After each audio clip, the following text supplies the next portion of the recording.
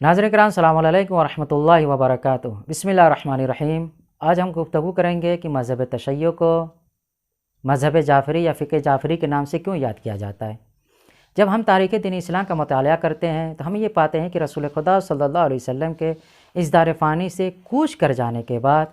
کچھ لوگوں نے دین اسلام پر حکومت کی ہے،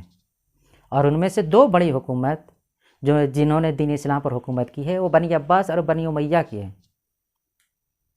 اور ان کی حکومت کے وقفے کے درمیان مسلمانوں کے درمیان عقائد کے لحاظ سے، احکام کے لحاظ سے، قرآن کے مسئلے مسائل کے لحاظ سے کافی اختلاف پایا جانے لگا، اور ان دو حکومت کے ظالم مجابر بادشاہ و حاکم نے ہمارے ائمہ اطہار اسلام کو موقع نہیں دیا کہ وہ عقائد حقہ کی توضیح و تفسیر اور اس کی تفصیل کو لوگوں کے سامنے بیان کر سکیں۔ مگر جب ہم امام محمد باقر علیہ السلام کی سوانح حیات کے آخری دور کا مطالعہ کرتے ہیں تو ہم اس میں یہ پاتے ہیں کہ آپ کے حیات کے آخری دور میں بنی عباس اور بنی امیہ کے درمیان تخت و تاج کو لے کر حکومت السلطنت کو ایک دوسرے حاصل کرنے کے لیے ایک دوسرے سے جنگ کر بیٹھے، جس کے نتیجے میں اس وقت کو آپ علیہ السلام کی ذات والا نے غنیمت شمار کرتے ہوئے تعلیم و تعلم کا سلسلہ، درس و تدریس کا سلسلہ جاری و ساری رکھا، اور آپ نے عقائد حقہ کی اس قدر توضیح اور تفصیل لوگوں کے سامنے بیان کیا کہ آپ کو باقر العلوم یعنی علوم کا شکافتہ کرنے والے شخص کے نام سے جاننے اور پہچاننے لگے۔ مگر حیات نے ساتھ نہیں دیا، آپ اس دار فانی سے کوچ کر گئے۔ مگر آپ کے فرزند ارجمند ہمارے چھٹے امام جعفر صادق علیہ السلام کی ذات والا نے آپ کے اس طریقہ کار کو آگے بڑھایا، اور جید اساتذہ اور شاگردوں کی علم کے ہر میدان میں، چاہے علم فقہ ہو، اصول ہو، کلام ہو، عقائد ہو، قرآن ہو، تربیت کرنا شروع کی، اور اپنے علم کو لوگوں کے درمیان اس قدر پہنچایا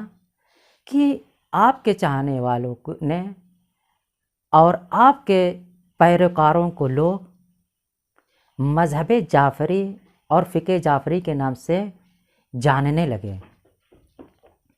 مگر جب بنی عباس نے بنی امیہ پر فتح حاصل کی، غلبہ حاصل کیا اور اپنی حکومت کی بنیاد کو مضبوط کر لیا، تب وہ کیا دیکھتا ہے کہ امام جعفر صادق علیہ السلام کی ذات والا لوگوں کے درمیان کافی مقبول ہیں، لوگوں کے درمیان کافی مشہور و معروف ہیں، لہٰذا حاکم بنی امیہ نے اس بات کا احساس کیا کہ حکومت کے لیے اگر کوئی شخص سب سے بڑے خطرے کی صورت میں ہے تو وہ آپ کی ذات یعنی امام جعفر صادق علیہ السلام کی ذات والا ہے۔ مگر چونکہ بنی عباس نے اس بات کا دعویٰ کیا تھا کہ ہم اہل بیت علیہ السلام کے ساتھ ہیں، ہم آل رسول کے ساتھ ہیں، ہم ان کی خلاف ورزی نہیں کرتے، لہٰذا کھلے میں کھلا امام جعفر صادق علیہ السلام کے خلاف قیام نہیں کر سکتا تھا۔ اور دوسری وجہ یہ بھی تھی قیام نہ کرنے کی کہ اگر قیام کرتا تو مولا کے چاہنے والے، مولا کے شاگرد وغیرہ مولا کا ساتھ دیتے اور حکومت کی بنیاد کو ہلا دیتے، لہٰذا اس نے دوسرے راستے سے امام کو اپنے راستے سے ہٹانے کی کوشش کی اور سازشیں چلنا شروع کیا، جس کے نتیجے میں اس نے یہ چال چلی کہ امام کے ارد گرد سے لوگوں کو ہٹایا جائے،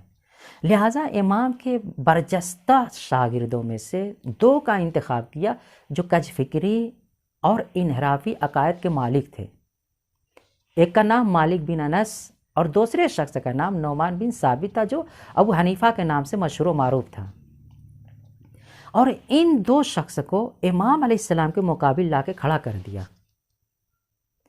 یہ لوگ درس و تدریس کا سلسلہ شروع کر دیں، یہاں تک کہ فتویٰ دینا شروع کر دیا۔ اب نتیجے میں کچھ ان کے بھی پیروکار کا اضافہ ہوتا گیا ان کے پیروکاروں میں، اور کچھ لوگ امام علیہ السلام سے ہٹ کر ان کی طرف مراجعہ کرنے لگے، لہٰذا اس زمانے میں جو امام جعفر صادق علیہ السلام کے پیروکار تھے ان کے بتائے ہوئے راستے پر عمل کرتے تھے، ان کی سیرت پہ چلتے تھے، انہیں مذہب جعفری اور فقہ جعفری کے نام سے یاد کیا جانے لگا، اور جو مالک بن انس یا ابو حنیفہ کی سیرت پہ چل رہے تھے انہیں مالکی یا حنفی فرقے کے نام سے جانا اور پہچاننے لگے۔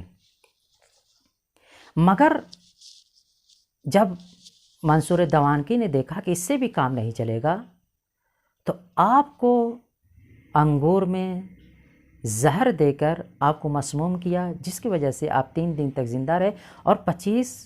شوال المکرم 148 ہجری قمری کو اس دار فانی سے دار بقا کی طرف کوچ کر گئے، اور آپ کو قبرستان بقیع میں آپ کے والد گرامی کے پاس دفن کر دیا گیا۔ وآخر دعوانا ان الحمد للہ رب العالمین۔